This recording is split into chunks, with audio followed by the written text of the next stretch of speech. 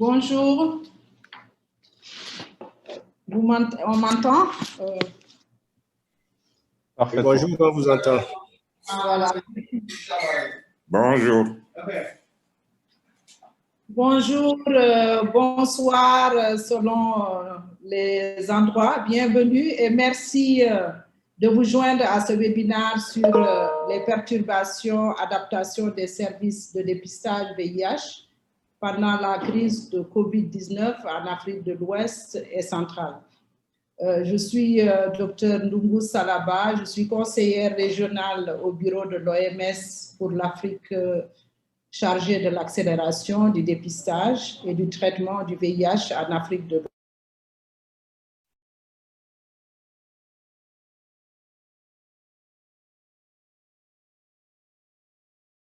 l'Ouest et du Centre.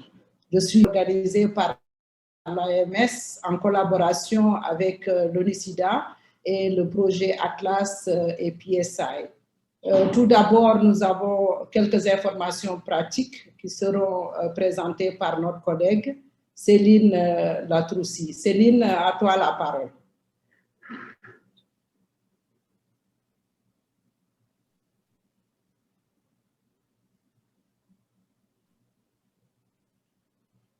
Céline, tu m'entends? Oui, je t'entends, Salah. J'essaie de...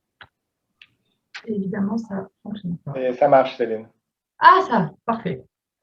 Alors, bonjour, donc je suis Céline Lastrucci et je travaille au sein de l'unité de dépistage, prévention et population à l'OMS à Genève, où je suis consultante chargée du support technique sur les questions de dépistage VIH dans les pays francophones de l'Afrique de l'Ouest et centrale.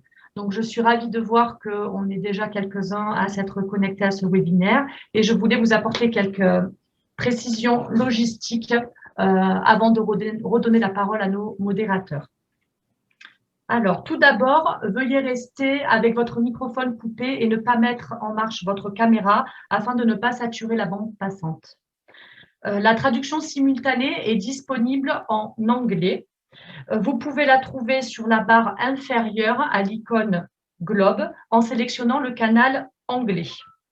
Cette session est enregistrée et les enregistrements ainsi que les présentations seront partagés avec l'ensemble des participants qui se sont inscrits au webinaire.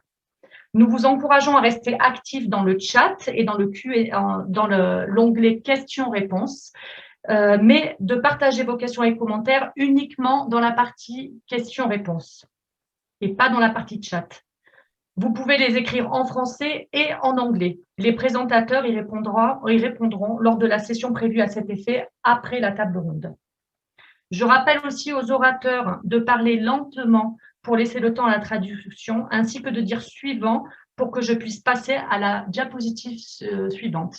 À toi, Salah. Merci, Céline.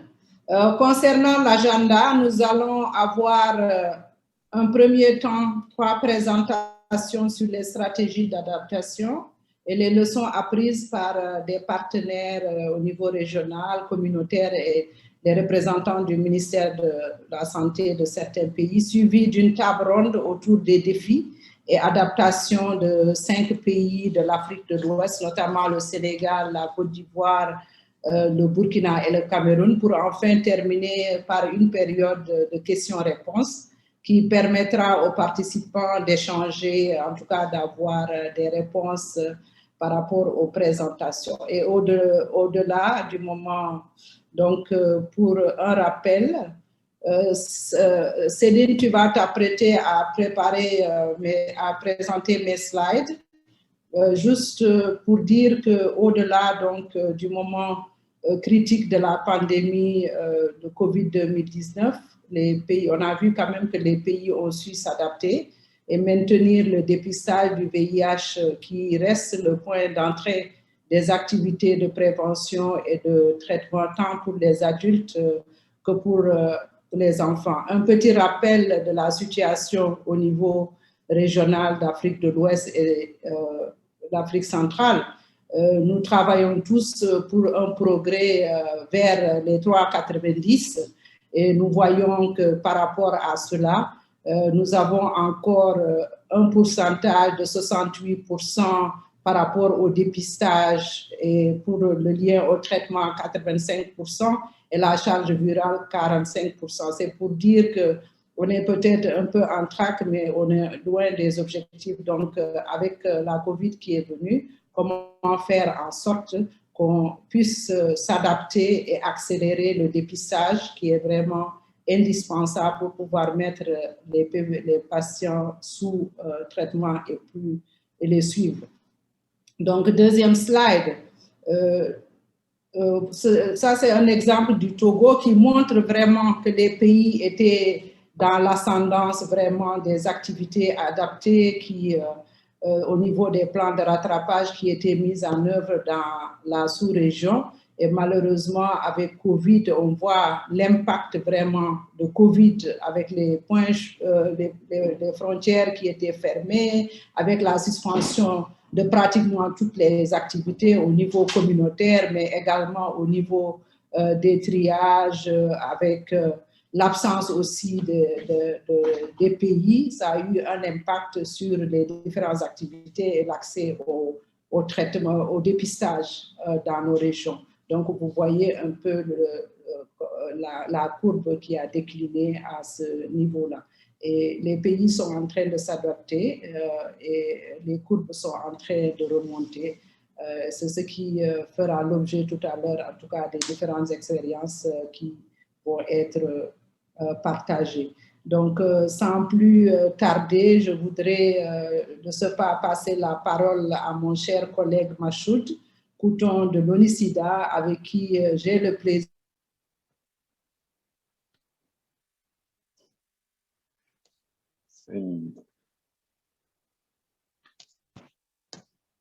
de co-modérer ce webinaire.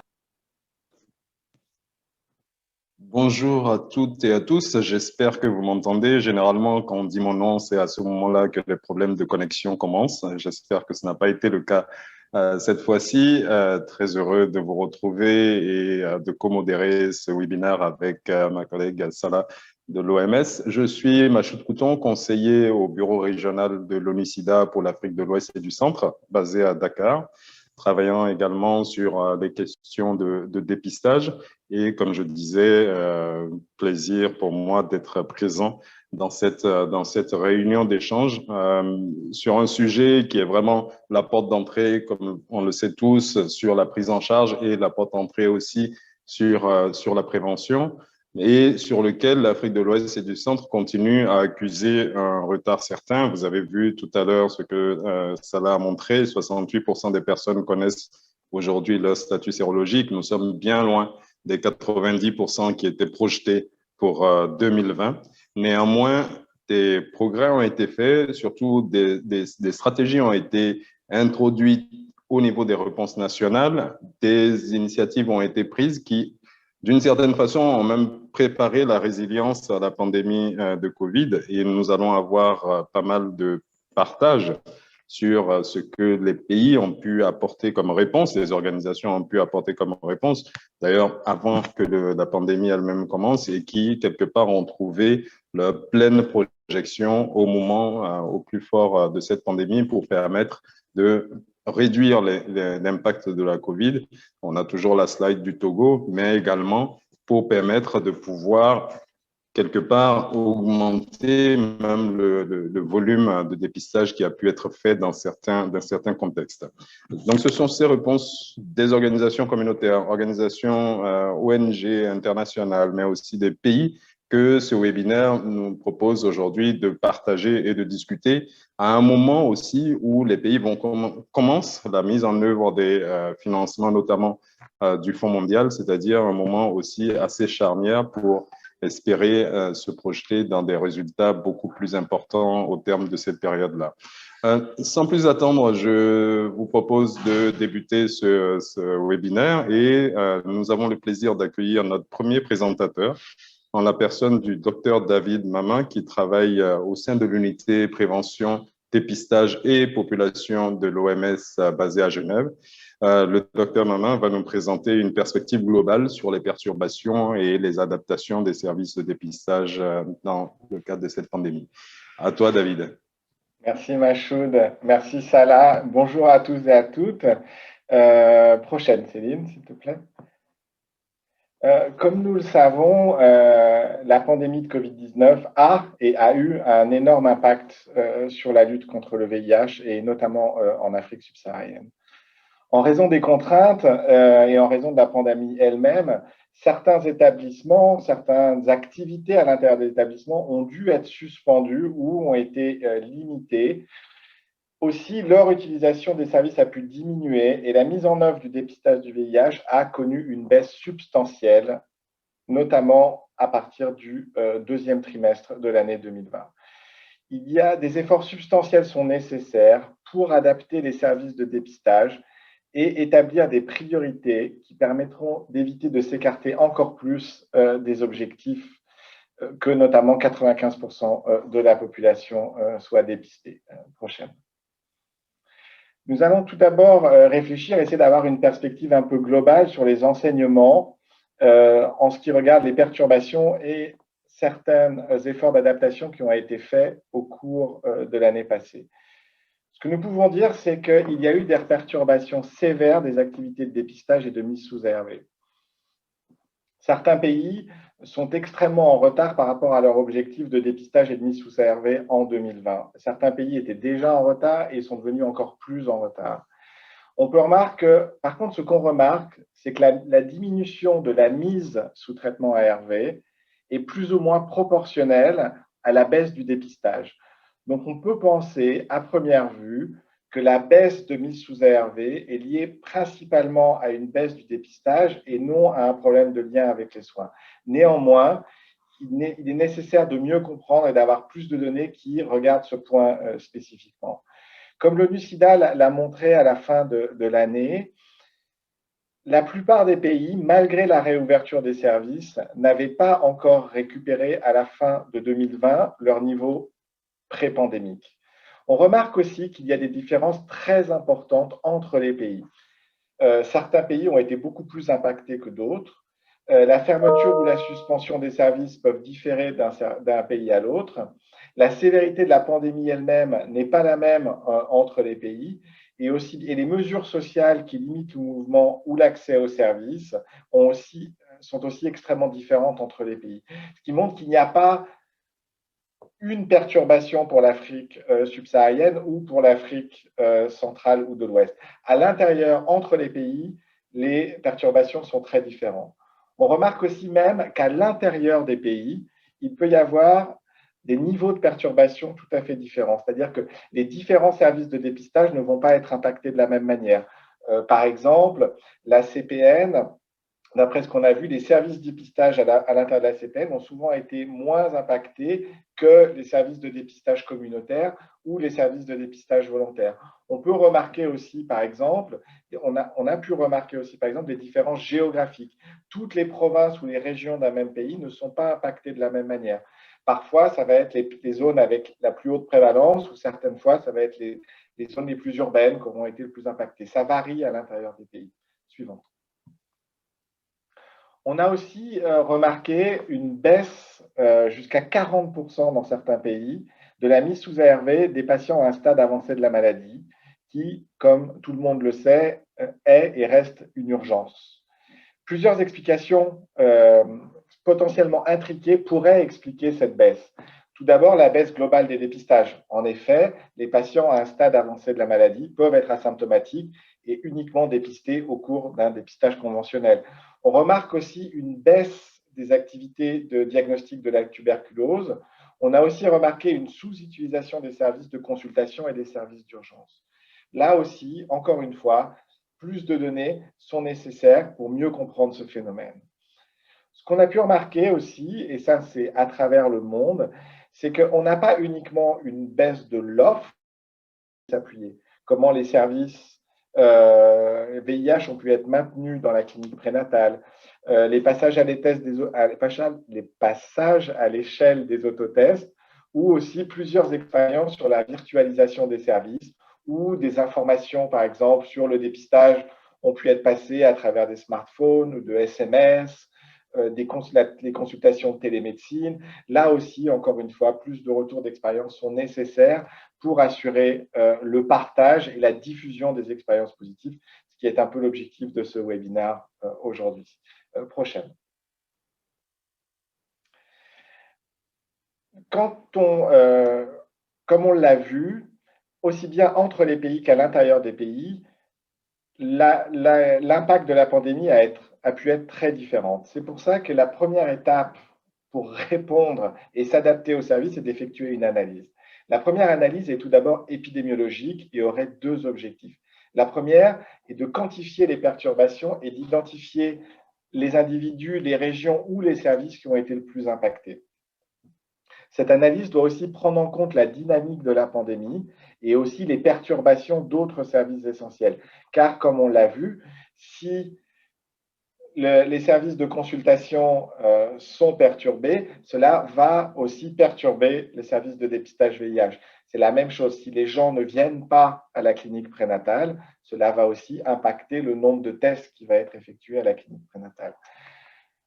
Comme analyse, nous conseillons d'effectuer, de regarder tout d'abord le nombre de tests positifs et aussi la mise sous traitement ARV. Ces trois indicateurs sont des indicateurs qui sont rapportés de routine. Il est intéressant de comparer ces indicateurs, pas uniquement au niveau pré-pandémique, mais aussi aux objectifs de dépistage qui étaient les objectifs du pays ou de la région. Enfin, il est tout à fait intéressant de pouvoir stratifier ces indicateurs par âge, sexe, le type de service de dépistage et aussi une division géographique. Il faut aussi en permanence surveiller la dynamique de la pandémie et sa transmission communautaire pour que la réponse aux perturbations soit proportionnelle à la dynamique de la pandémie. Enfin, il pourrait être utile d'utiliser la modélisation mathématique à l'intérieur d'un pays ou d'une zone pour quantifier l'impact des perturbations liées à la pandémie et aider à identifier les interventions qui pourraient être le plus efficaces et les plus rentables. Enfin, il pourrait être important de répéter régulièrement ces analyses. Deuxièmement, l'analyse ne doit pas être uniquement épidémiologique. Cette analyse, il est aussi très important de faire une analyse des chaînes d'approvisionnement et des stocks.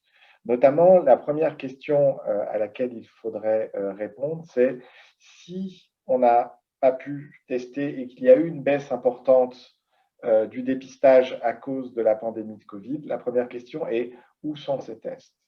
Est-ce que ces tests ne sont pas périmés? Pourrait-on les utiliser? Et enfin, il faut aussi évidemment effectuer une analyse de la chaîne d'approvisionnement pour s'assurer qu'en cas de nouvelles perturbations, la chaîne reste solide et pour éviter des stock-out pour l'approvisionnement.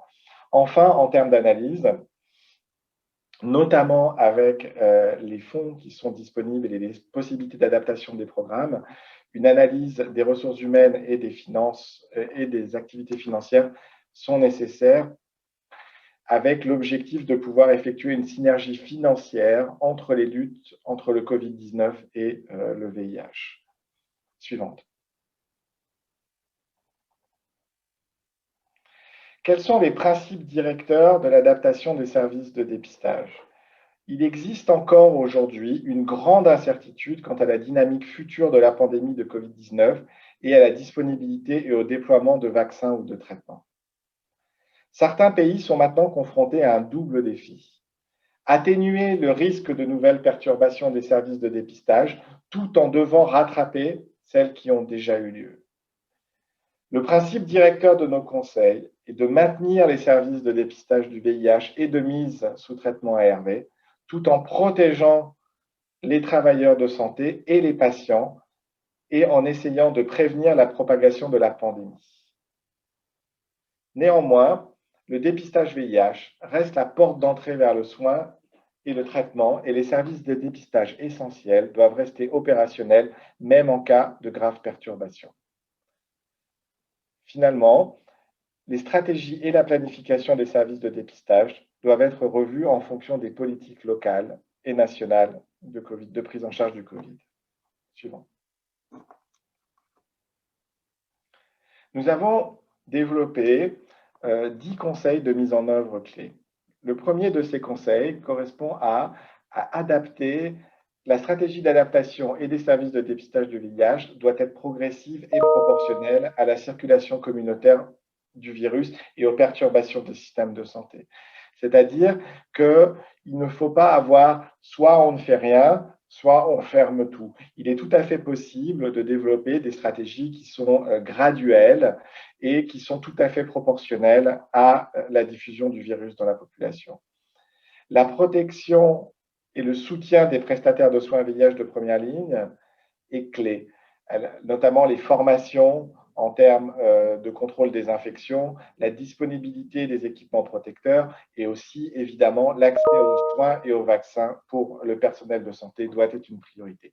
À cela, évidemment, j'ajouterais la protection des patients qui viennent recevoir des soins. Il doit être aussi avec la disponibilité, bien sûr, d'eau, de savon et, si possible, de masques aussi qui pourraient être envisagés, la distribution de masques pour les gens qui viendraient se faire dépister. Les pays pourraient être amenés à devoir prioriser le dépistage du VIH en cas de perturbation sévère. Quelles devraient être les personnes qui devraient être en priorité dépistées par le VIH? Tout d'abord, celles qui sont suspectées d'être à un stade avancé de la maladie, suspectées ou diagnostiquées de tuberculose, d'infections sexuellement transmissibles ou de malnutrition, les femmes qui viennent à la clinique anténatale et évidemment l'exposition connue au VIH. Enfin, les services de traitement ARV doivent continuer à être proposés le jour même que le dépistage du VIH aux personnes qui sont prêtes à commencer. Et c'est une nouvelle recommandation de l'Organisation mondiale de la santé. La mise sous traitement ARV peut être aujourd'hui proposée en dehors des établissements de santé. Suivant. Enfin, il est tout à fait envisageable pour certains pays de développer une synergie entre les activités Covid-19 et les activités de dépistage du VIH, comme par exemple le dépistage simultané du Covid et du VIH, le dépistage du VIH ou pourquoi pas la mise en place du dépistage VIH pendant la vaccination Covid-19. Enfin, il pourrait être intéressant d'utiliser l'expérience acquise en termes d'autotests VIH pour soutenir le développement d'autotests Covid-19 dont un besoin essentiel se fait sentir.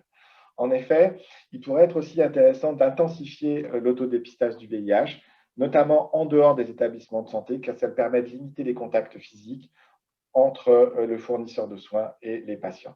Et elle peut aussi, comme on l'a dit, évidemment, être effectuée hors des établissements de santé. Il faudrait envisager de maintenir les services pour les populations clés.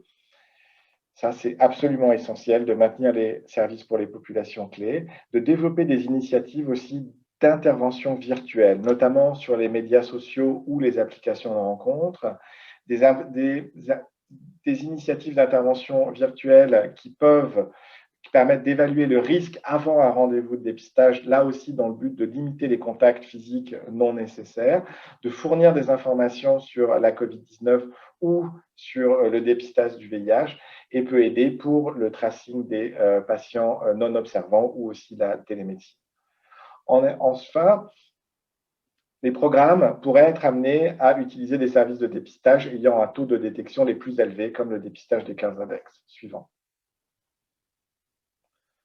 Enfin, les dernières recommandations pour atténuer l'impact du Covid-19 sur les facteurs liés à la demande, développer des campagnes de communication pour promouvoir le dépistage du VIH et restaurer la confiance dans la population pour utiliser les services. Et enfin, il est très important que le suivi et évaluation et la recherche opérationnelle pour mieux comprendre ce qui s'est passé, quantifier les pertes, mais aussi rapporter des données quantitatives et qualitatives sur les expériences qui permettent de rattraper ou d'adapter les services au Covid-19 sont nécessaires. Et enfin, le rapport et le passage à l'échelle des initiatives atténuant les perturbations, comme les adaptations au niveau de la clinique anténatale, les autotests ou la virtualisation des services. Suivante. Enfin, chaque pays pourrait avoir à développer avoir élaboré une stratégie de rattrapage. Quand devrait être élaborée cette stratégie de rattrapage? Il faut tout d'abord prendre en compte qu'une stratégie de rattrapage doit prendre en compte que l'avenir immédiat ou à moyen terme reste incertain Et les stratégies de rattrapage, si elles sont développées, doivent tenir en compte des risques de nouvelles perturbations. Quelles sont les cibles d'une stratégie de rattrapage? Qui conduira les interventions? Quelle stratégie va être mise en place? Est-ce que la Covid-19 pourrait être une opportunité d'introduire ou d'étendre des activités à haut rendement comme l'autotest ou le test des cas index? Quelle synergie entre la Covid-19 ou la réponse au VIH? Et enfin, quelle région une politique de rattrapage doit cibler les régions les plus affectées par les perturbations, et tout en évitant les grands rassemblements. Voilà, c'est tout pour moi. Je vous remercie de votre attention. Et désolé si j'ai un peu dépassé le temps. Merci beaucoup. Merci David pour cette excellente présentation et la conclusion sur le qui, quand, quoi, où, qui marque bien les défis auxquels nous sommes sujets, le partage des 10 défis, effectivement des 10 conseils de mise en œuvre et plus généralement le partage de cette analyse de l'impact de là où nous en sommes dans cette pandémie. Je retiens une phrase que tu as dite, ou en tout cas tu l'as pensé très très fort, c'est que le retard s'est rajouté au retard dans différents pays.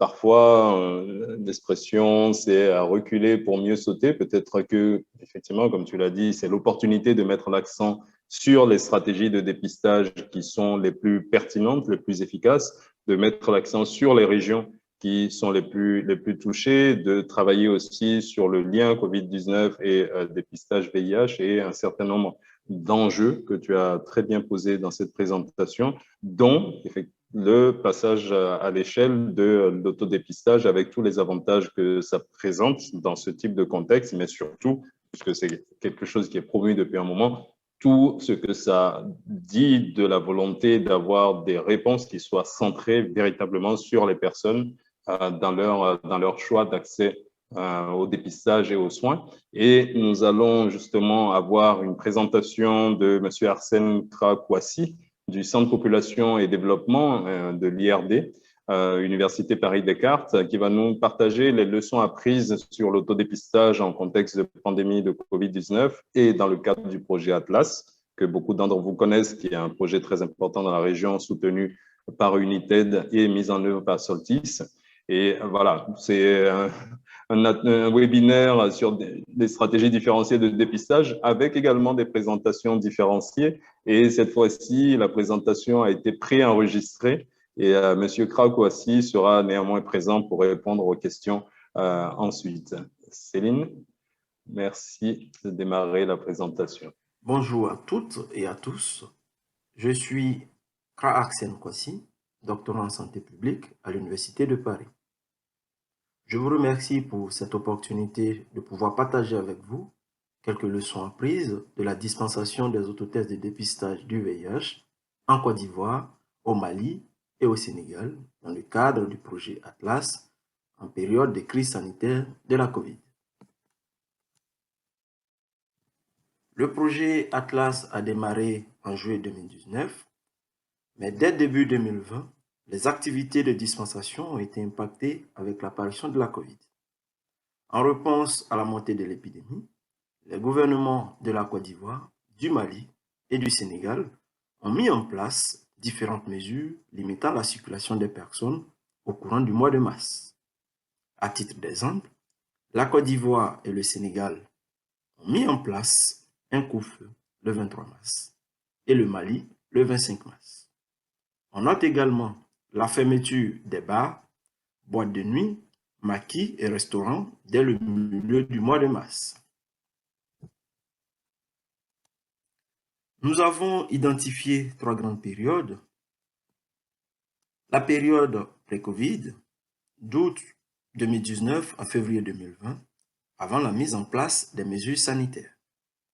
Ensuite, une période de réponse à l'urgence, mars-mai 2020, marquée par des mesures sanitaires limitant fortement la circulation des personnes.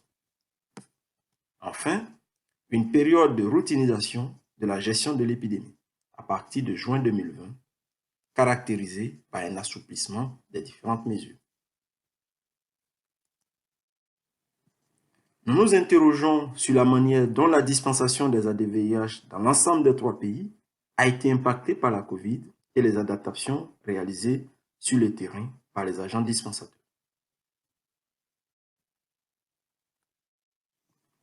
Pour répondre à cette question, nous avons utilisé les données de suivi quantitatives correspondant au rapport d'activité mensuel des partenaires de mise en œuvre et des données qualitatives issues d'entretiens individuels et de groupes réalisés auprès des dispensateurs des ADVIH dans le cadre de la capitalisation des expériences de terrain du projet. Une précision importante, les analyses présentées ici ne portent que sur les activités réalisées en stratégie avancée auprès des populations clés que sont les hommes ayant des rapports sexuels avec des hommes, les travailleuses du sexe et les usagers de drogue.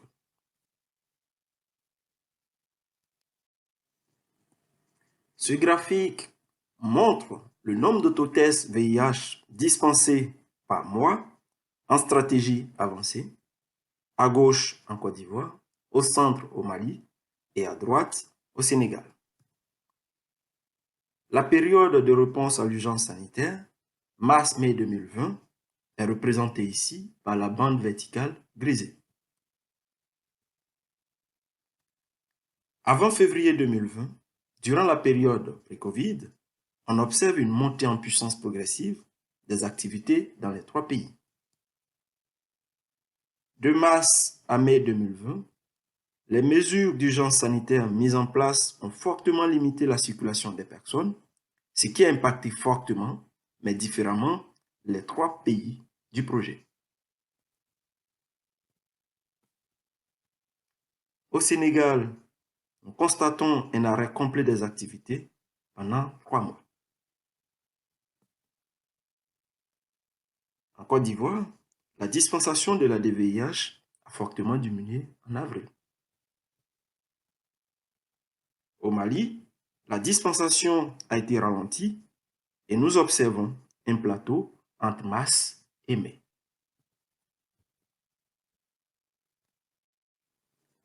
Pour assurer la continuité des activités sur le terrain, les agents dispensateurs ont adapté leurs activités de différentes manières. En premier lieu, une partie des activités qui se tenaient dans l'espace public, sur des sites de prostitution par exemple, ont été déplacées dans des espaces plus privés, par exemple au domicile des contacts. Des activités planifiées le soir ou de nuit ont été reprogrammées en journée en raison des couvre-feux. La taille des groupes a été réduite. La priorité a été accordée aux activités de moins de 5 personnes. Les pères éducateurs ont eu recours de manière accrue aux réseaux sociaux tels que Facebook ou WhatsApp pour maintenir un lien avec leurs contacts et organiser des activités. Les agents ont intégré, non sans difficulté parfois, les gestes barrières à la logistique de leur activité, comme le port du masque ou la distanciation physique. Les activités de promotion de la DVIH ont également été l'occasion de sensibiliser les publics cibles à la COVID et aux gestes barrières. Enfin, l'autodépistage assisté a parfois été utilisé en remplacement des tests de dépistage rapide classique car il facilite le maintien de la distanciation physique. La distribution secondaire, qui consiste à remettre plusieurs autotests au contact pour qu'ils les redistribuent à leur entourage et leurs partenaires, a aussi été impactée négativement pendant la période de réponse à l'urgence. Et les données montrent un nombre moyen plus faible d'autotests distribués par contact primaire.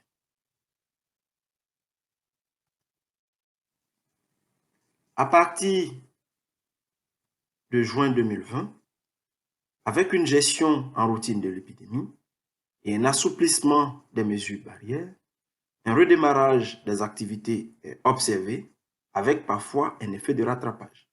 Nous constatons également le retour d'activité en grand groupe, tout en maintenant les gestes barrières.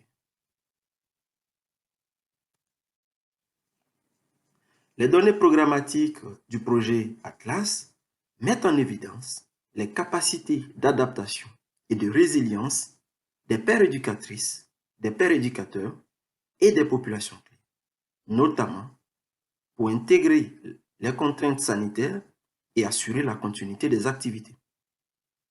L'autodépistage du VIH a permis de maintenir un accès au dépistage pendant la crise sanitaire tout en respectant les gestes barrières. La dispensation de l'ADVIH est suffisamment flexible pour pouvoir s'adapter à différents contextes. Pour aller plus loin, en mai 2020, Atlas a participé avec le programme STAR et l'UNITED à la réalisation du guide Considération pour l'autodépistage du VIH dans le contexte de la pandémie de la COVID et sa réponse, une mise à jour opérationnelle. Les versions françaises et anglaises sont disponibles en accès libre sur les sites suivants. En janvier 2021, le projet Atlas a réalisé en collaboration avec Dr Géraldine Collin un recueil « Maintien de la dispensation de l'autodépistage du VIH en contexte Covid, retour d'expérience et bonnes pratiques du projet », réunissant 6 fiches illustrant l'essentiel de nos adaptations. Disponible également en accès libre sur le site suivant. Toujours en janvier 2021, rédaction d'un article, introduction et implémentation de l'autodépistage du VIH en Côte d'Ivoire, au Mali et au Sénégal. Que pouvons-nous apprendre des rapports d'activité du projet Atlas en période de crise sanitaire de la COVID, qui est soumis à la revue Frontières publiques F avec comité de lecture. Je vous remercie pour votre attention et je reste disponible pour vos questions.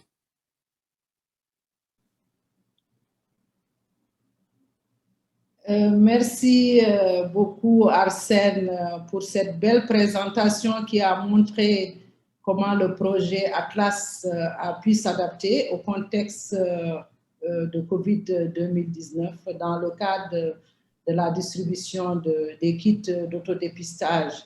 Et je suis contente de voir que dans cette adaptation, David a parlé tout à l'heure de où, de comment, de quand et de qui. Et ces différentes adaptations par rapport à l'espace qui devient privé, par rapport à la taille réduite et des horaires qui ont été réaménagés, je pense que montre vraiment que vous l'avez fait par rapport à ces différents aspects d'approche différenciée qui vraiment sont très, très importants.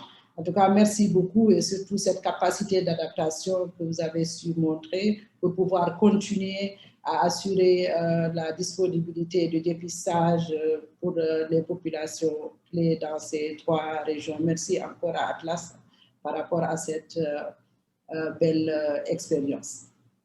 Nos prochains intervenants sont... Bonjour à toutes et à tous. Céline, Aminata et Saran Sidibé, qui est de l'ONG Soutoura du Mali, et Dr Odé Kankou Kabemba, qui est le chef de projet Atlas. Ils nous diront comment au Mali, ils ont pu s'adapter aussi pour maintenir la dispensation des autotests. Leur présentation aussi est préenregistrée. Comme l'a dit Machoud, nous aussi, on fait des approches différenciées. Donc, c'est une des approches et ils seront présents. Ils sont là pour répondre à vos questions. À vous, donc, docteur Sidibé, Odé, vous avez la parole. Merci. Céline, tu peux commencer la vidéo. Merci beaucoup. Bonjour à toutes et à tous. Je suis docteur Odé Kankou, chef de projet Atlas au Mali. Je ne suis pas seul, je suis avec docteur Aminata. Contexte Covid oblige, elle est à 2 mètres de moi. Bonjour, docteur Aminata. Bonjour. Ok, en fait, docteur Aminata, vous travaillez pour l'association Soutoura.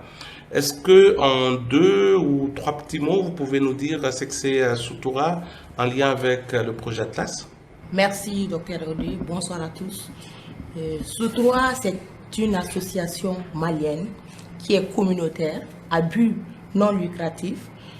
Elle entame sa 20e année d'activité de prévention, de soutien et de traitement des IST, ainsi que le renforcement des liens entre tous les services de la cascade du VIH, spécifiquement chez les professionnels de sexe et leurs partenaires et les hommes ayant des rapports sexuels avec les hommes. Partenaire du projet Atlas, Soutoura intervient dans les régions de Kaï, Koulikoro, Sikasso, Ségou et le district de Bamako.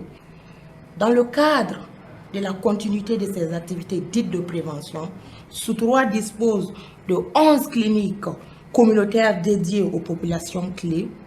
Également, pour ceux ou celles ne voulant pas ou ne pouvant pas accéder à ces cliniques, nous déployons des équipes mobiles pour le diagnostic et le traitement des IST, ainsi que la promotion de la connaissance du statut sérologique par l'autodépistage. Est-ce que depuis l'introduction de l'autodépistage dans vos activités, est-ce que vous pouvez nous parler des avantages et des bénéfices que vous avez pu constater en faveur de vos cibles et en quoi cela a apporté un changement dans vos activités?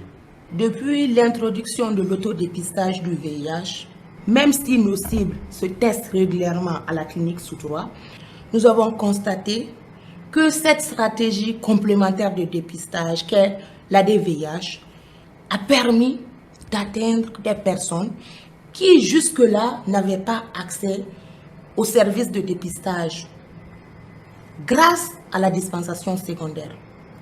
Soutoura a également remarqué une augmentation du recours de dépistage chez les partenaires sexuels de nos professionnels de sexe. Les autotests sont plutôt bien acceptés par nos hommes.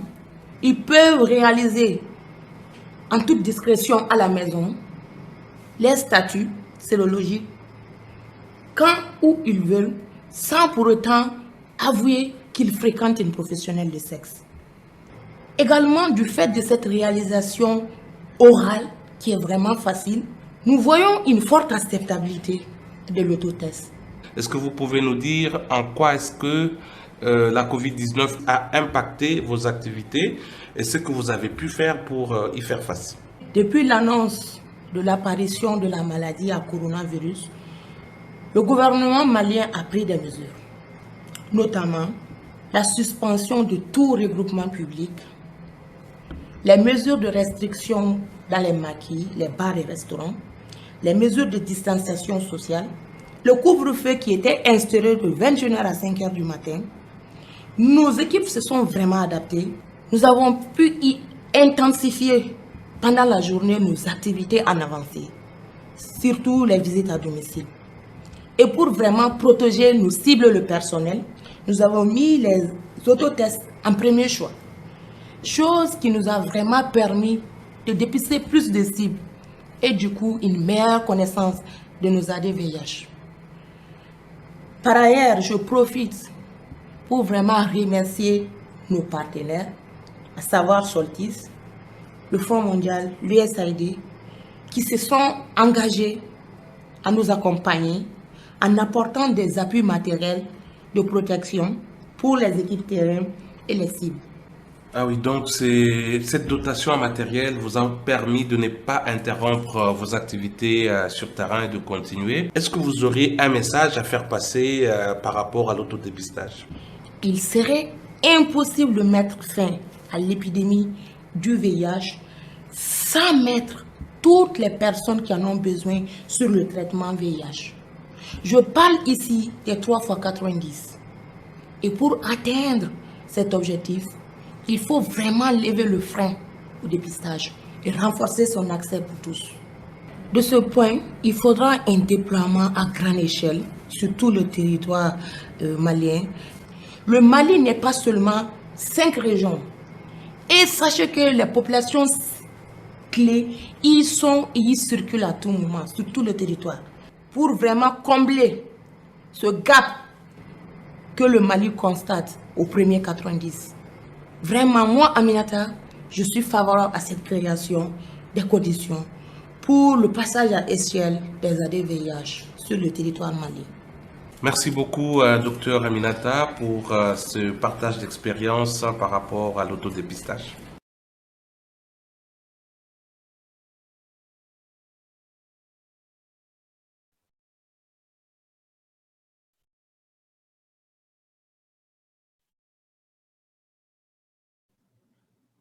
Machoud. Oui.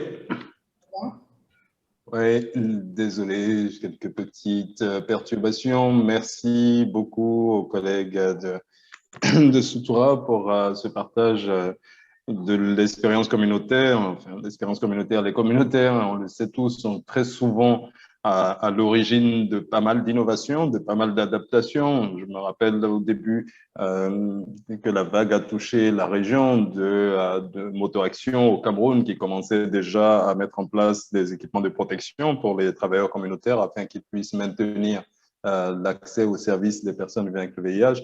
Et je crois que Soutoura vient montrer que pour utiliser au mieux cet outil fondamental qu'est l'autotest, on a besoin effectivement de ces à aller au plus près des personnes qui en ont le plus besoin, des personnes les plus exposées, des personnes les plus vulnérables. Et on reviendra, je pense, sur ces questions-là aussi de création de la demande lors de la session de questions-réponses. Merci pour cette présentation.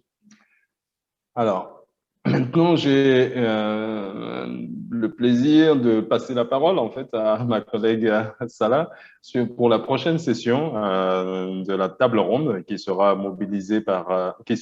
modérée par Salah et qui va s'articuler autour des défis, adaptations et perspectives pour assurer la continuité du dépistage VIH au niveau des structures sanitaires, mais aussi dans les communautés. Il y a beaucoup de questions déjà autour de ces questions de cette problématique de l'adaptation, de la facilité avec laquelle elle a pu être faite.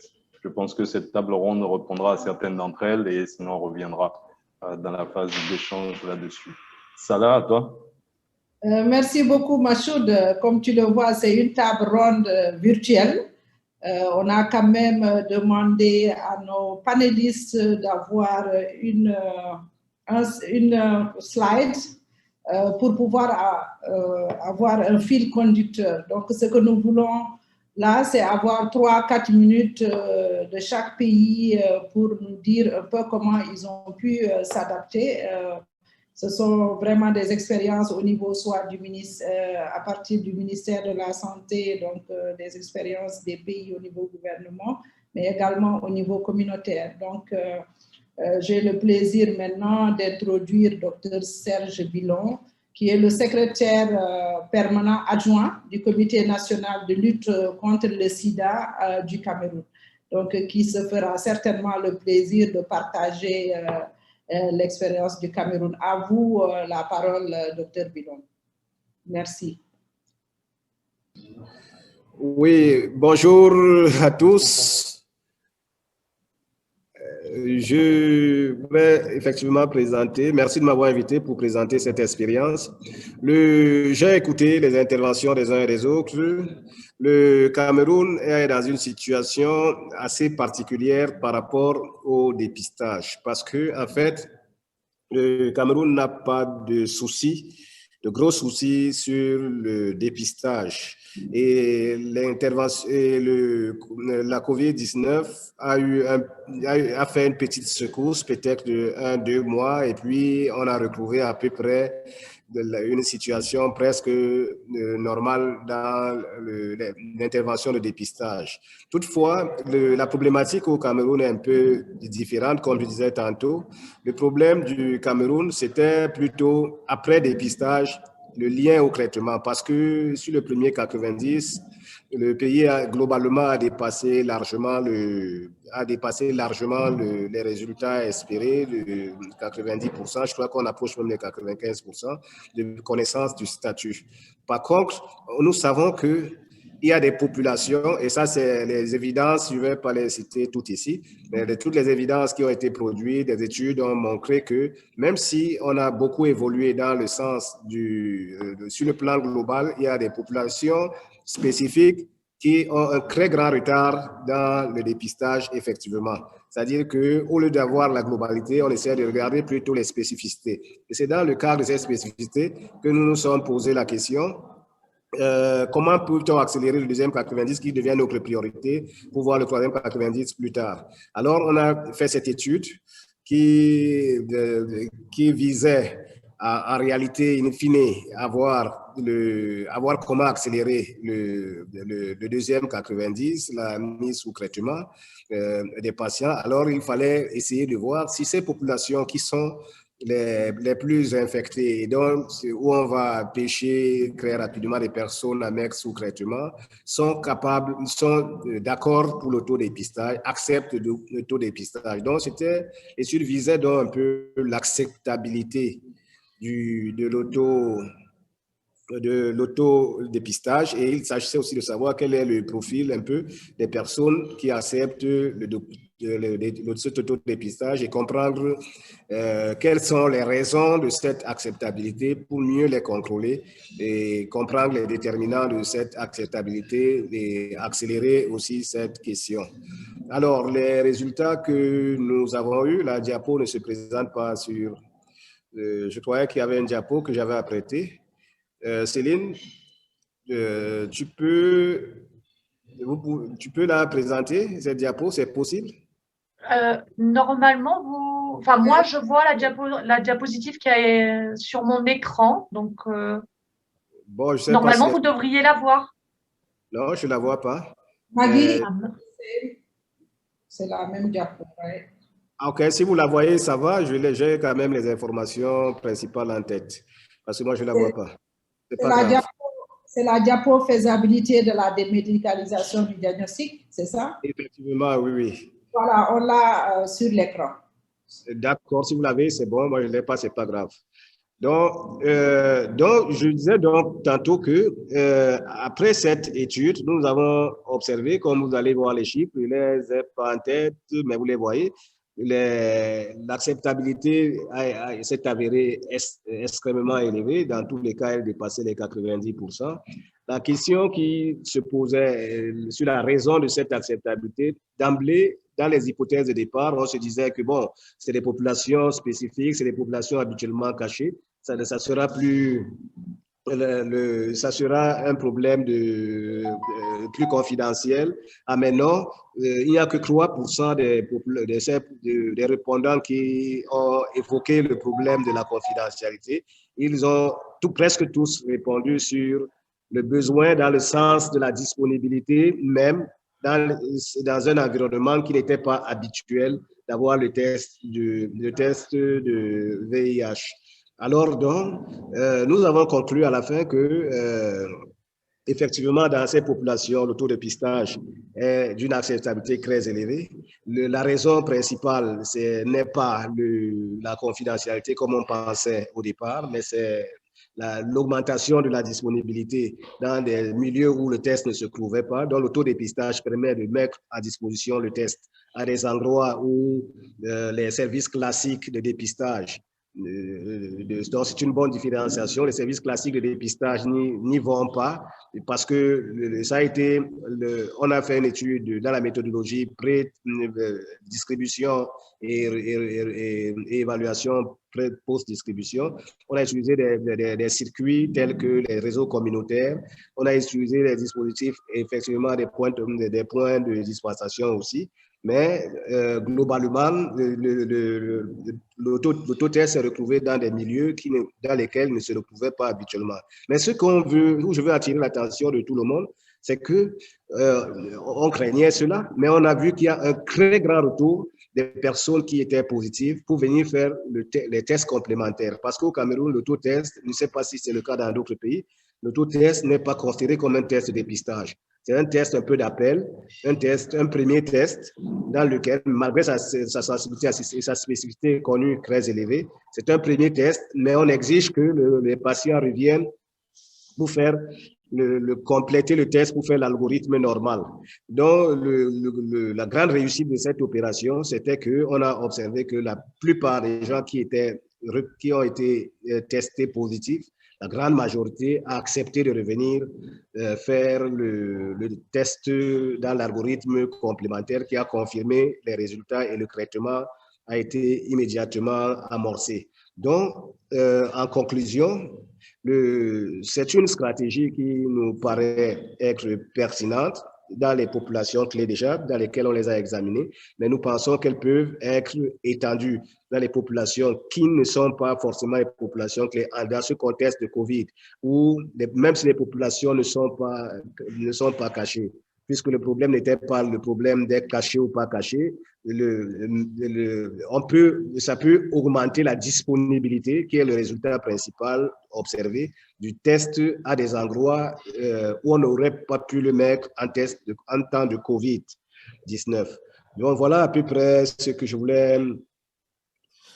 voulais partager comme expérience et dire que en fait le Cameroun a pris dans l'option après cette étude de rendre disponible, d'avoir un document de stratégie de mise à disposition de l'autotest, dans l'autodépistage dans toutes les populations clés et dans certaines autres populations spécifiques telles que les époux, les conjoints des femmes enceintes et les soldats, les hommes en tenue qui sont en déplacement pour longue durée, etc., etc.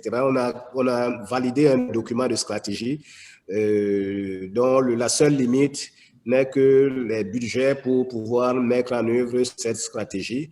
Et c'est pour ça qu'on a limité à certaines populations, mais le besoin est général parce que nous savons que c'est une stratégie en réalité qui n'est pas efficiente.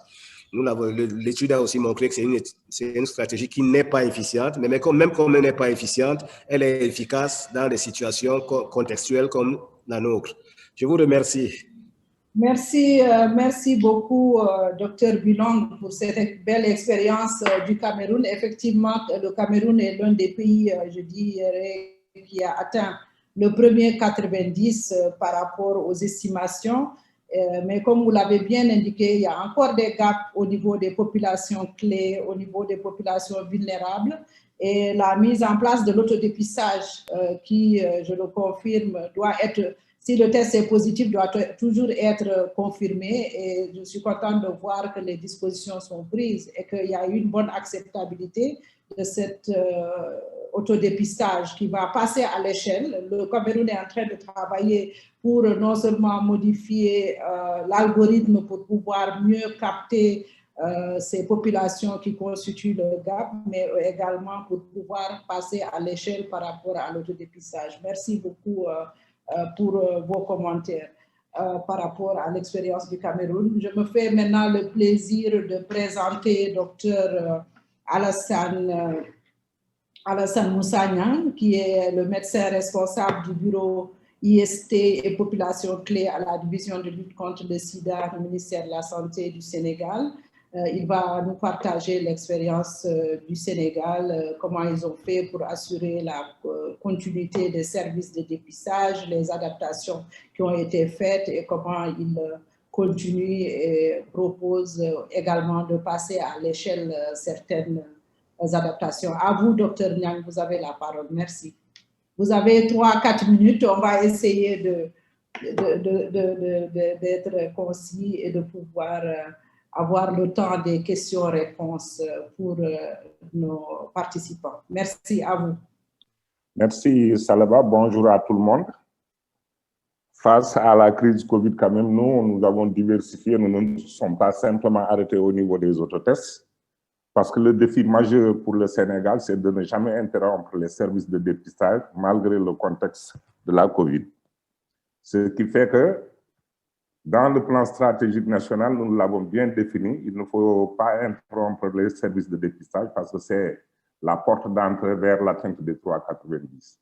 Mais malgré cela, il y a quand même la nécessité d'assurer la protection des populations contre la Covid lors de l'offre de services, aussi bien au niveau des prestataires des communautaires que les personnes à dépister. Alors, les mesures d'adaptation, au-delà même des autotests, nous avons diversifié dans ce contexte d'épidémie de la COVID. Il y a eu des ressources qui ont été allouées aux populations clés depuis quelques années, mais ça s'est accentué surtout par rapport à l'année 2020 et 2021 pour lutter contre la pandémie COVID et en même temps pour atteindre nos objectifs de 3,90. Donc, nous avons renforcé surtout l'index testing à partir des structures de santé, c'est-à-dire que les personnes vivant avec le VIH qui viennent prendre les soins au niveau des structures sanitaires, nous faisons tout, surtout pour les populations clés, pour avoir les contacts. Et c'est à partir de ces contacts que nous essayons aussi de les convoquer dans les structures en leur faisant comprendre quand même qu'ils ont été l'objet d'un risque élevé de contracter le VIH pour qu'ils viennent se faire dépister dans les structures. Et ça nous a donné vraiment de très bons résultats. Il y a aussi la stratégie du maintien et du renforcement du dépistage par les pairs démédicalisés. Là, il y a un déplacement qui se fait par le niveau communautaire, donc par les médiateurs et les pairs mobilisateurs, dans les stratégies avancées pour qu'ils aillent toucher leurs pairs dans les milieux très reculés ou bien qui ne viennent jamais dans nos structures sanitaires. Donc, ils sont formés dans ce dépistage démédicalisé, mais en partant aussi, on leur donne des autotests et on leur montre comment effectuer l'autotest et comment interpréter son résultat, afin que quand il y a réactivité de ces autotests-là, pour qu'on puisse convaincre l'individu à revenir dans les structures pour la confirmation, parce que nous avons notre algorithme vraiment de dépistage et de confirmation. Il y a également le démarrage de la mise à l'échelle nationale de l'autodépistage dans les sites, parce qu'au Sénégal, il n'y avait que 3 régions qui faisaient la dispensation des autotests au niveau des structures sanitaires. Aujourd'hui, nous sommes en train de voir comment il faut faire une mise à l'échelle au niveau national pour atteindre les 11 régions restantes, afin que tous les prestataires et le niveau communautaire puissent être formés pour pouvoir dispenser ces autotests sur le plan national. Il y a également la PPME qui a un peu vacillé durant la période Covid, liée à une sous-fréquentation des structures en début de Covid, ce qui a entraîné quand même un grand retard dans les PCR. Mais nous avons eu des stratégies. Nous, communément, ici, on l'appelle par exemple la stratégie d'éduquer. C'est le marrainage des femmes enceintes vivant avec le VIH par un personnel sanitaire, particulièrement par d'autres sages-femmes qui puissent les accompagner jusqu'à l'obtention du premier diagnostic du bébé. Il y a également le maintien du CDIP. Le CDIP, c'est le conseil de dépistage à l'initiative du prestataire qui se fait dans les structures sanitaires. Là, ce qu'il faut comprendre, c'est que les agents sanitaires également ont été formés pour pouvoir, à tout temps, pouvoir dépister les premiers signes liés au VIH. Donc, dès qu'il y a ces signes-là, c'est le prestataire lui-même qui fait son counseling et qui propose le dépistage à la personne qui est venue prendre des soins dans sa structure. Maintenant, il y a des supervisions, il y a également des formations qui sont adaptées au respect des mesures barrières.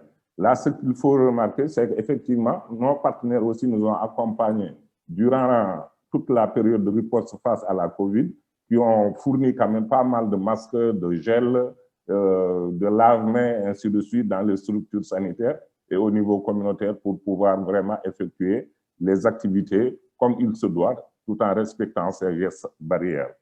Mais le plus important et qui est venu pratiquement avec le contexte de la COVID, c'est les plateformes virtuelles. La réduction du nombre de participants également, des salles qui sont spacieuses, aérées, aménagées de manière à respecter la distanciation sociale. Donc, comme vous le voyez, nous ne sommes pas simplement limités aux autotests qui nous ont quand même apporté un ouf de soulagement, surtout pour le niveau communautaire qui fait le dépistage démédicalisé dans des coins un peu reculés ou au niveau de leurs pairs qui ne viennent jamais dans les structures sanitaires, ils utilisent cela.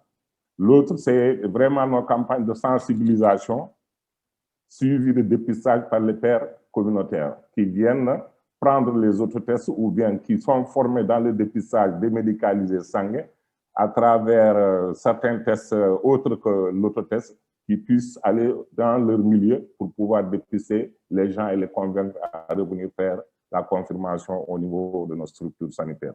Voilà, globalement, je pense que les premières présentations, je me suis retrouvé vraiment dans les 2 premières présentations pour me juger, savoir que ce que nous faisons ici au niveau du Sénégal quand même, ça colle carrément avec les directives de l'OMS qui nous permettent quand même d'apporter certaines innovations et de pouvoir atteindre notre premier 90.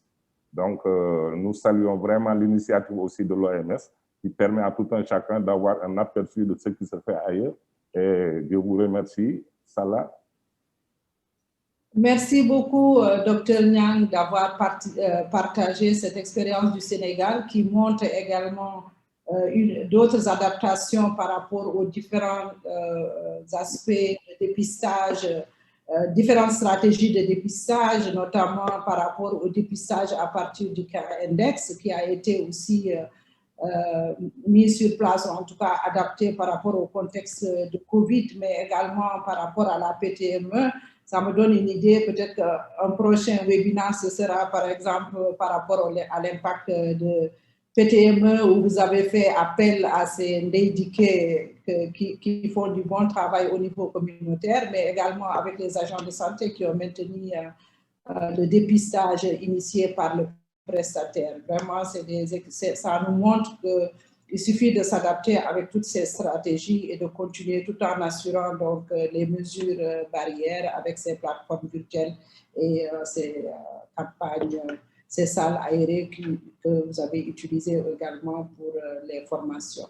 Merci beaucoup pour ce partage d'expérience. Maintenant, je me fais plaisir de revenir chez moi ici au Burkina Faso, en Côte d'Ivoire. J'espère que Dr Guiré est avec nous, qui est le coordonnateur du PSLS, pour nous dire un peu comment le Burkina s'est adapté au contexte et les différentes perspectives à moyen et long terme par rapport à cette continuité de services de dépistage.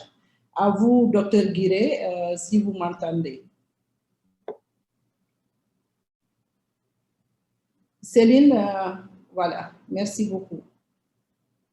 Dr Guiré, vous avez la parole pour 3-4 minutes également. À vous. Vous nous entendez? Est-ce qu'il est connecté?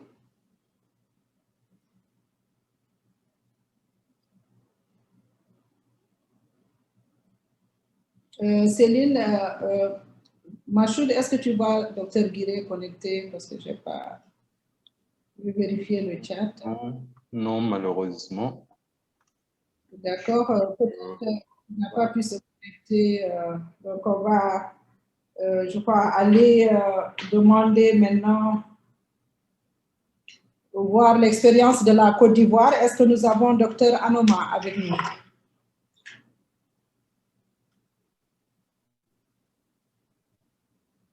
Docteur Camille Anoma, vous nous entendez?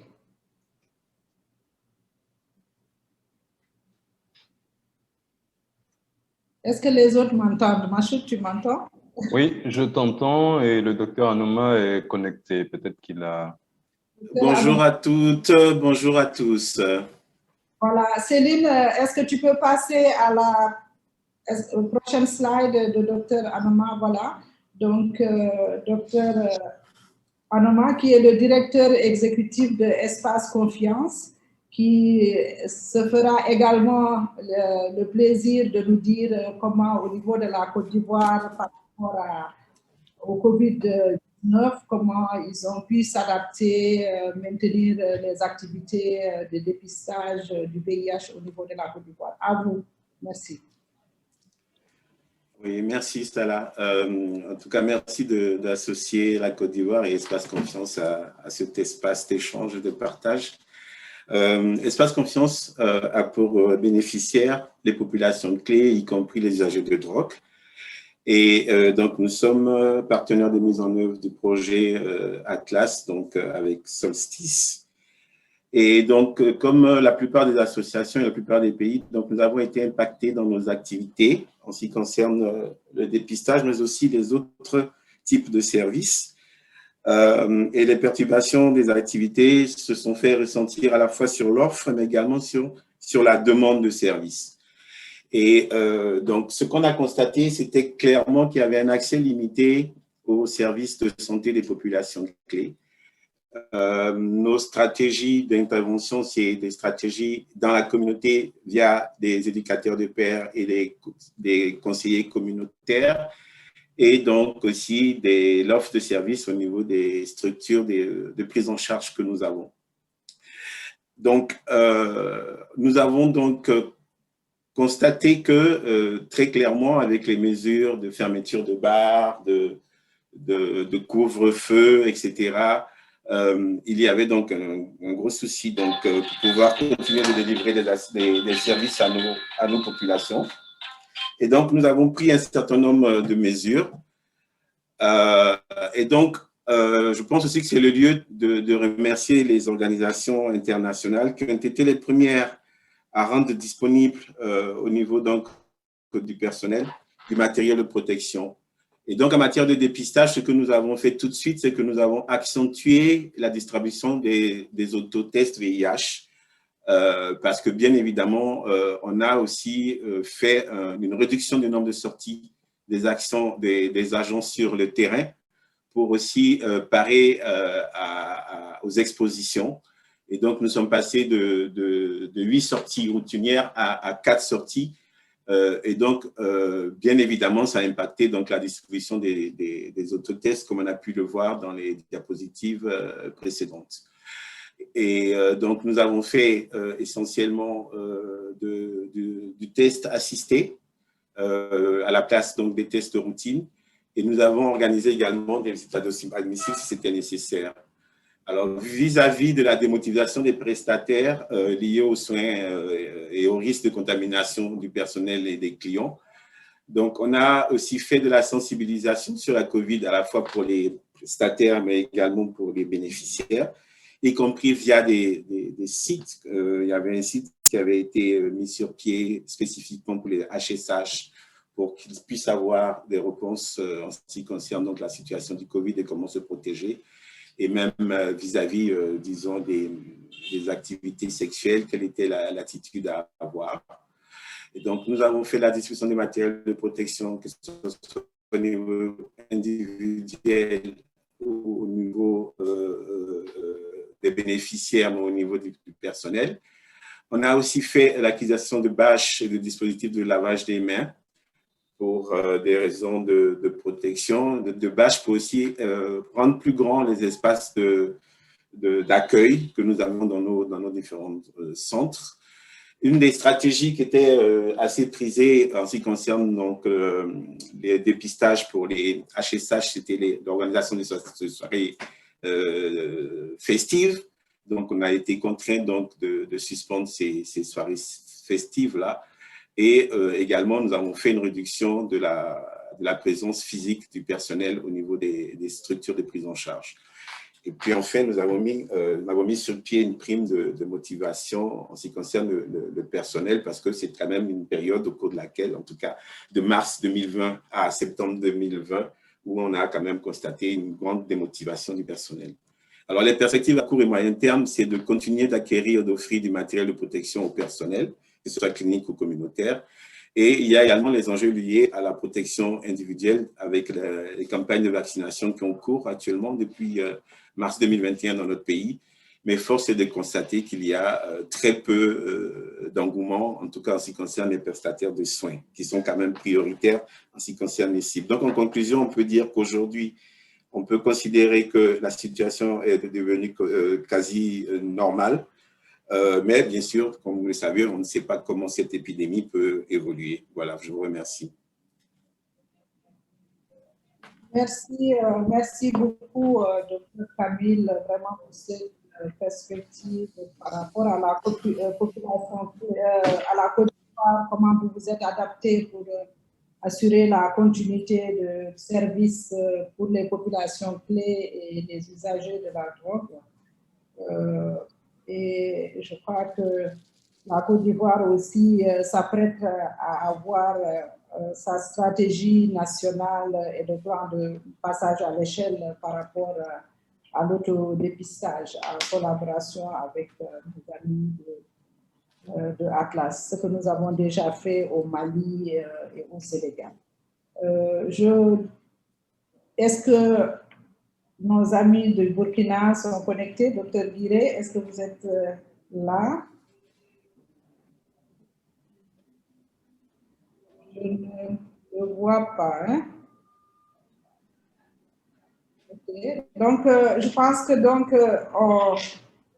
que Dr Guiré n'a pas pu se connecter. Ce que je dirais, en tout cas par rapport à ce panel, je vois, nous avons eu la chance donc d'avoir l'expérience du Cameroun sur l'autodépistage, bien qu'ils aient atteint le premier 90, ils sont en train de chercher au niveau des gaps par rapport aux populations clés, avec des populations vulnérables, l'utilisation de l'autodépistage. Le Sénégal nous a parlé aussi comment ils se sont adaptés par rapport à l'index testing, par rapport aussi au dépistage initié par les prestataires, mais également le dépistage par rapport à la PTME. Et on vient d'entendre nos collègues de Côte d'Ivoire aussi par rapport à leur adaptation sur l'autodépistage. Donc là, je pense qu'on va laisser le temps de répondre aux questions. Je sais qu'il y a nos collègues qui ont pu répondre à certaines questions directement sur le Q&A, mais on a certainement d'autres questions qui pourront être répondues live que Machoud pourra suivre. Machoud, je te passe la parole maintenant pour notre session de Q&A. Les intervenants, les questions doivent aller aux panélistes qui ont fait la table ronde, mais également à ceux qui ont présenté avant, notamment nos collègues de Atlas et nos collègues de l'OMS, David, Odé, Aminata, tout le monde. Donc, ce n'est pas limité seulement au panel. À toi, Machoud, tu as la parole. Merci beaucoup. Merci bien, Salah. Je pense qu'on a déjà pas mal de questions et certaines questions qui peuvent s'adresser à différents panélistes, mais on va essayer de les orienter du mieux possible. Une première question peut-être pour David, et d'ailleurs, Dr Arsène pourra aussi y répondre. C'est quelles sont les adaptations qui ont été les plus aisées, les plus difficiles à mettre en place? Pourquoi? On va commencer par toi, David, et ensuite je passerai la parole à Arsène.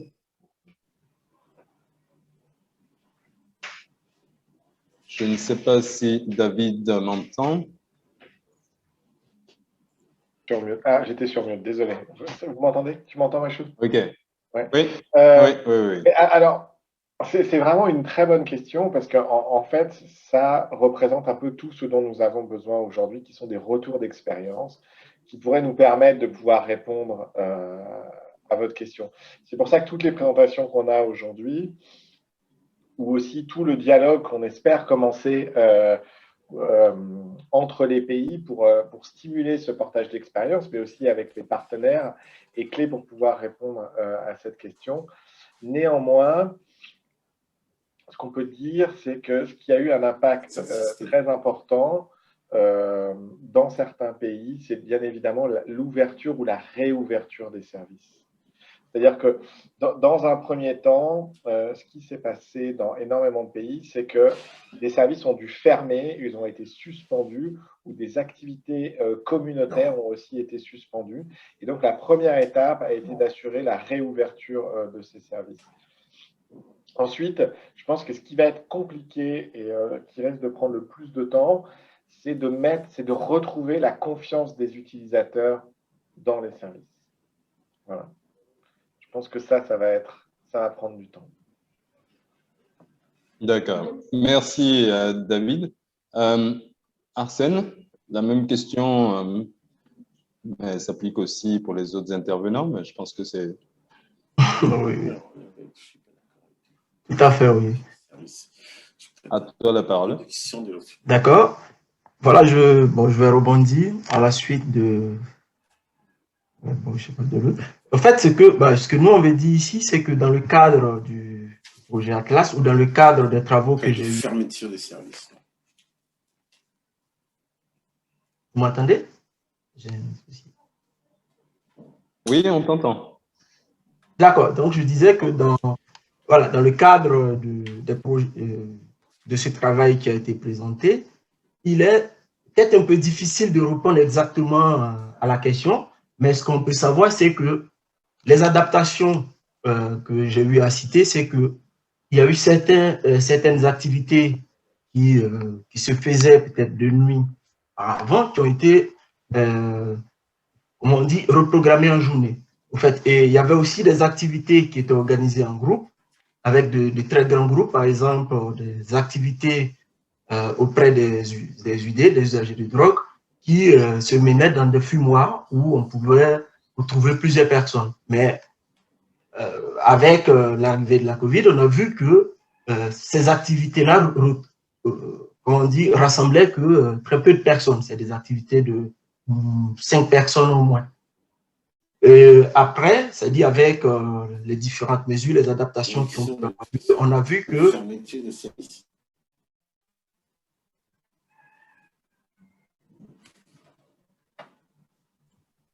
Allô?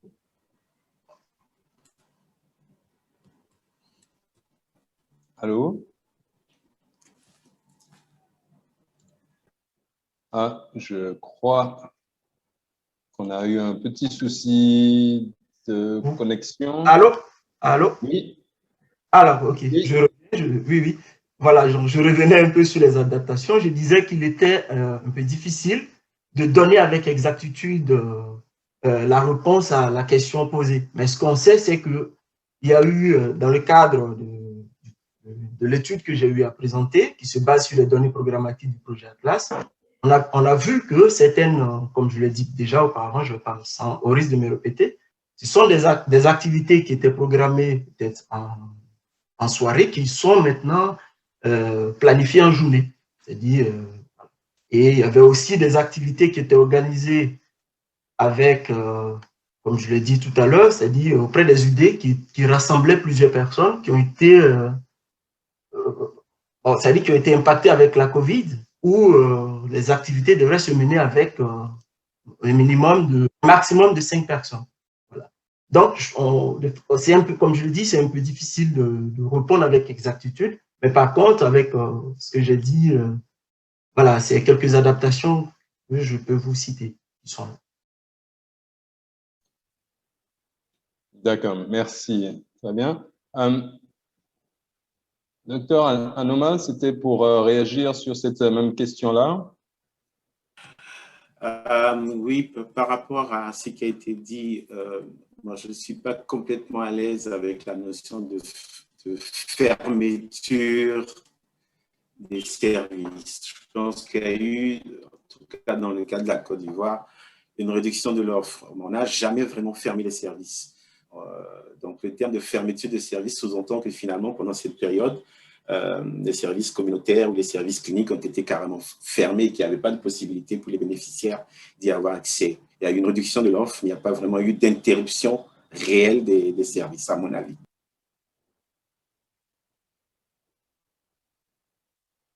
Allô? On reviendra peut-être vers le docteur Anouman, dont le micro est fermé. Tu m'entends pas? On m'a pas entendu oui. Là? On m'a entendu? Oui, tout à fait. Sur la question de la fermeture, mais plutôt de la réduction de l'offre de services. C'est bon, d'accord. Fermeture des services. Très bien. Une question pour le docteur Bilan, pour le Cameroun. Je ne sais pas si vous m'entendez. Une personne qui demandait si au Cameroun, notamment, l'autotest assisté était mis en œuvre ou si c'était de la mise à disposition des tests et ensuite les personnes pouvaient aller faire le test chez elles.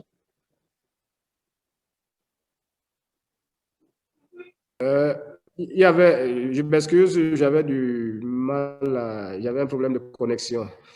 Vous me suivez? Oui, tout à fait. Vous m'entendez? Oui, très bien. Oui, merci. Merci pour la question. Il y avait deux modes ou j'allais dire trois modes de distribution.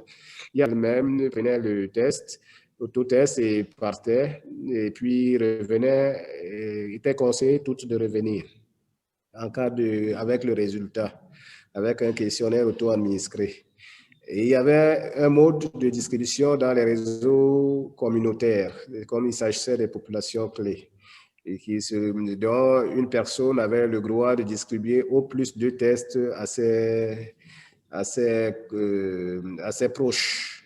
Et puis, il y avait un autotest assisté dans le point de santé ou point de distribution, comme on peut dire.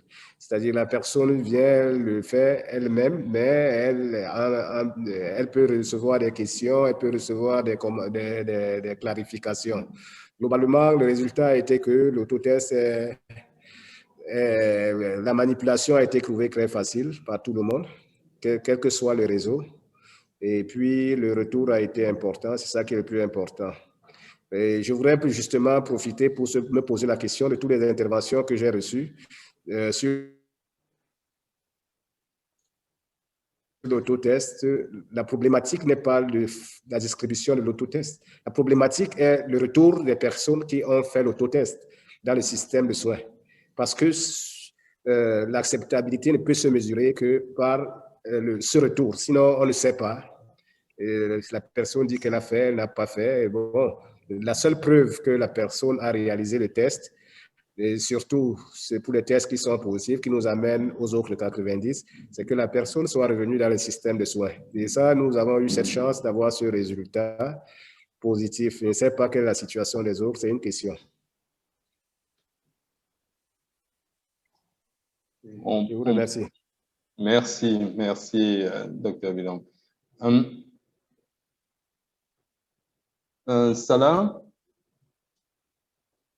Oui, Machoud, je pense que la question, c'était la question sur en fait, le Cameroun, mais je pense que peut-être le Sénégal peut revenir davantage sur comment, les résultats obtenus, en tout cas par rapport au dépistage du cas index. Est-ce que dans ce cas index, il y avait la distribution des autotests ou bien c'était encore une orientation du dépistage au niveau des centres de santé communautaires et également par rapport à la PTME, comment ils voient l'adaptation et puis l'accélération qui va s'imposer pour pouvoir rattraper un peu au niveau de la PTME, d'autant que c'est plus sensible avec le diagnostic précoce des enfants qui sera indispensable pour ces femmes qui seront dépistées positives. Merci.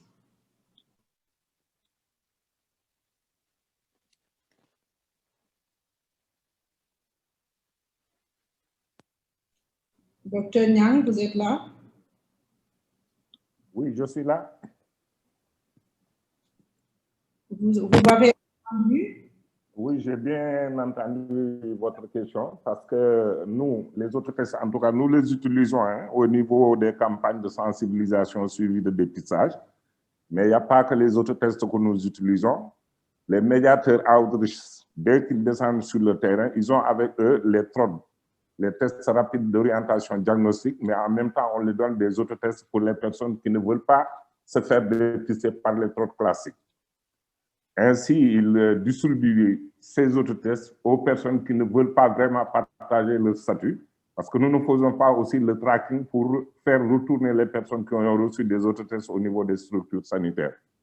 Ce qui fait qu'aujourd'hui, avant, c'était, comme je l'ai dit dans ma présentation, au niveau de 3 régions que les autres tests étaient distribués, mais nous sommes en train de faire le passage à l'échelle nationale. Là, nous avons plusieurs canaux qui seront offerts aux prestataires.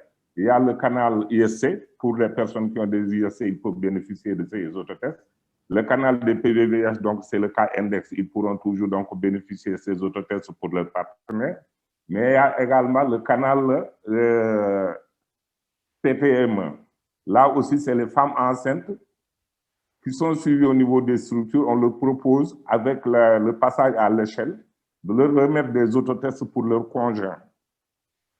S'ils acceptent d'amener ces autotests-là, ils pourront amener avec l'ensemble des outils comment faire, comment interpréter les résultats. Il y a même des vidéos qui ont été faites là-dessus pour permettre à tout un chacun qui peuvent les avoir par WhatsApp pour pouvoir faire leur propre autotest par rapport à ce contexte Covid. Mais nous ne faisons pas le tracking, c'est-à-dire nous ne sommes pas obligés de dire à l'individu qui a reçu l'autotest qu'il faut qu'il nous revienne. Non, on ne le fait pas, on lui donne l'autotest, mais tout en lui conseillant quand même, quand il y a réactivité, de revenir pour se faire confirmer au niveau des structures sanitaires. Le niveau communautaire également est formé pour les trottes classiques. Ils peuvent faire le trotte classique, mais ils sont aussi formés pour pouvoir dispenser l'autotest par rapport à ce contexte-là. Donc, il y a le niveau communautaire, les prestataires de services, tous ils utilisent ces autotests à travers les stratégies fixes et les stratégies avancées. Je ne sais pas si j'ai bien répondu à votre question ou... C'est bien répondu, Dr. Niang. Merci beaucoup. Je vais donner la parole à Joseph pour 1 minute parce qu'on a dépassé le temps de notre webinaire pour qu'on puisse conclure rapidement après. Joseph, à toi la parole. Oui, merci. Très rapidement pour compléter. Donc, Joseph Larmaran, je suis le coordinateur scientifique d'Atlas. Effectivement, Atlas fait le choix de ne pas traquer, même si on invite les personnes à nous recontacter si elles le désirent. On veut préserver leur anonymat et c'est essentiel, surtout en distribution secondaire, parce qu'on va essayer aussi de toucher pas que des populations clés, mais peut-être un partenaire plus âgé d'un MSM, un client d'une travailleuse du sexe, peut-être une TS occasionnelle, qui ne sont pas forcément à l'aise pour être dans un lieu communautaire identifié. Et parmi ceux-là, certains qui vont être TBC positifs, ils vont aller dans une structure de santé classique, ils vont pas dire qu'ils ont fait un autotest, donc on peut avoir un effet, mais qu'on ne voit pas. Et c'est important de le documenter, et c'est pour ça que plutôt que du tracking, dans le cas d'Atlas, on a fait un choix de mesures indirectes. On va regarder du coup déjà l'évolution des indicateurs dans les départements où il y a de l'autotest pour voir s'il y a une évolution différente. Et puis aussi, on a une enquête actuellement téléphonique anonyme. Elle a démarré il y a 1 semaine, on a déjà plus de 50 personnes enquêtées au Mali. On aurait, je pense, avoir des résultats cet été à pouvoir partager. Et l'idée, c'est comment est-ce qu'on assure, parce que l'autotest permet l'anonymat, et comment documenter en maintenant l'anonymat. Et c'est pour ça qu'on met en place des nouvelles méthodes d'enquête, parce qu'on veut savoir et en même temps, on veut protéger cette discrétion qui est essentielle dans l'autotest. Merci. Merci infiniment, Joseph, pour cet accord. Et merci vraiment à tous pour ces questions. On ne peut pas répondre à toutes les questions, mais on fera le suivi. Ce sont des questions intéressantes et pertinentes. Pour nous, en tout cas, au niveau des organisateurs, on voit qu'on va devoir continuer à nous adapter au contexte de Covid qui est toujours là, qui a entraîné plus ou moins un accès réduit à certains services de dépistage du VIH selon les pays. Mais on a vu que nos pays ont pu s'adapter avec des approches différentielles de dépistage, voire même intensifier quelquefois le dépistage, qui reste toujours le point d'entrée des activités de prévention et de traitement, avec l'utilisation soit de l'autodépistage, de l'index de testing, la distribution communautaire ou bien la distribution initiée par le prestataire. On a vu le rôle important des communautaires et des personnes issues des populations clés dans la conception et la fourniture de ces services de dépistage dans le contexte qui est assuré avec l'apport des plateformes virtuelles qui existent. Les pays doivent garantir l'accès de ce dépistage différencié avec le lien aux soins pour les clients, pour les patients dont les résultats sont positifs, mais aussi assurer les services de prévention pour les personnes dont les tests sont négatifs et qui courent des risques permanents d'infection par le VIH. Important de noter les 10 recommandations qui ont été présentées par David. Les slides vous seront partagés où on doit s'assurer que ces adaptations se font selon une stratégie de quoi, quand, comment et qui va faire cette stratégie de rattrapage. Nous, en ce qui nous concerne, les prochaines étapes, on va continuer à travailler avec tous les pays. Il y a déjà 14 pays pour lesquels on est en train de faire les analyses des données et des stratégies. Et à la suite, il y aura une publication de conseils de mise en œuvre de stratégies d'adaptation des services. Ceci dit, nous marquons vraiment notre gratitude à tous nos orateurs qui ont pris le temps nécessaire pour partager, pour préparer et nous offrir de très remarquables contributions sur les défis et les perspectives d'accès aux services de dépistage dans ce contexte de Covid. Un grand merci à l'ONICIDA pour le partenariat actif que nous avons et en particulier à mon cher co-modérateur Machoud pour sa disponibilité.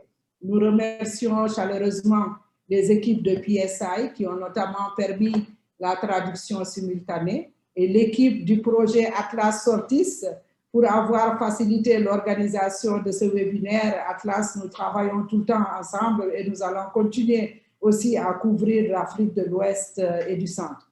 Un merci spécial à Céline qui n'a ménagé aucun effort pour l'organisation de ce webinaire et à toute l'équipe OMS, Afrode et Genève. Pour enfin finir, nos remerciements à Madame Yves Der et Marie-Hélène Labrousse qui ont assuré l'interprétation de ce webinaire. Sur ce, merci à tous pour votre participation et je vous souhaite une bonne fin d'après-midi. Merci et au revoir. Merci, au plaisir de vous retrouver. À bientôt. Au revoir. À bientôt. Au revoir. Au revoir. Et Merci. Merci. Portez-vous bien. Au revoir. Au revoir.